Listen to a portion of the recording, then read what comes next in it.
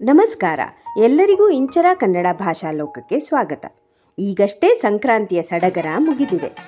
ಸಂಕ್ರಾಂತಿಯ ದಿನ ಬೆಳಿಗ್ಗೆ ಎದ್ದು ರಂಗೋಲಿ ಹಾಕಿ ಪೊಂಗಲ್ ಮಾಡಿ ಪೂಜೆ ಮತ್ತು ಊಟದ ನಂತರ ಎಳ್ಳು ಬೀರುವ ಸಂಭ್ರಮ ನಮ್ಮ ಕನ್ನಡಿಗರ ದಿನಚರಿ. ಅದರಲ್ಲೂ ಹೆಣ್ಣು ಮಕ್ಕಳಿರುವ ಮನೆಗಳಲ್ಲಿ ಸ್ವಲ್ಪ ಹೆಚ್ಚಾದ ಸಡಗರ. ಈ ಸಂತಸದ ವಾತಾವರಣ ಇನ್ನು 1 ತಿಂಗಳವರೆಗೂ ಎಳ್ಳು ಬೀರುವ ಬಂಧು ಮಿತ್ರರನ್ನು ಭೇಟಿಯಾಗುವ ಕಾರ್ಯಕ್ರಮದಿಂದ ಕನ್ನಡಿಗರನ್ನು ಸಡಗರದಲ್ಲಿ ತೊಡಗಿಸಿರುತ್ತದೆ.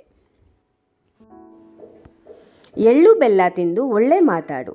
ಇದು ಸಂಕ್ರಾಂತಿ ಹಬ್ಬದಂದು ಮಾತ್ರ ಶುಭಾಶಯಗಳನ್ನು ಕೋರುವ ರೂಪದಲ್ಲಿ ನಮ್ಮ ಸಂಚಾರವಾಣಿ ಅಂದರೆ ಮೊಬೈಲ್ಗಳಲ್ಲಿ ಕಾಣಿಸಿಕೊಳ್ಳುತ್ತದೆ.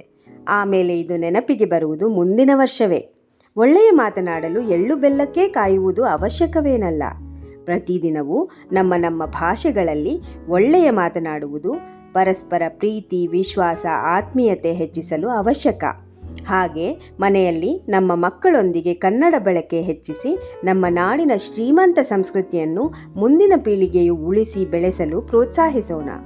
ಎಲ್ಲರಿಗೂ ಸಂಕ್ರಾಂತಿಯಿಂದ ಆರಂಭವಾಗುವ ಈ ಪುಣ್ಯಕಾಲದ ಶುಭಾಶಯಗಳು. ನನ್ನ ಅನಿಸಿಕೆಗಳು, ವಿಚಾರಗಳು, ಅನುಭವಗಳ ಹಂಚಿಕೆಗೆ ಸ್ಪಂದಿಸಲು ನನ್ನನ್ನು ಇನ್ಸ್ಟಾಗ್ರಾಮ್ನಲ್ಲಿ ಫಾಲೋ ಮಾಡಿ ಮತ್ತು ನನ್ನ ಯೂಟ್ಯೂಬ್ ಚಾನೆಲ್ಗೆ ಸಬ್ಸ್ಕ್ರೈಬ್ ಮಾಡಿ. ಇಷ್ಟವಾದರೆ ಲೈಕ್ ಮತ್ತು ಶೇರ್ ಕೂಡ ಮಾಡಿ. ಧನ್ಯವಾದಗಳು.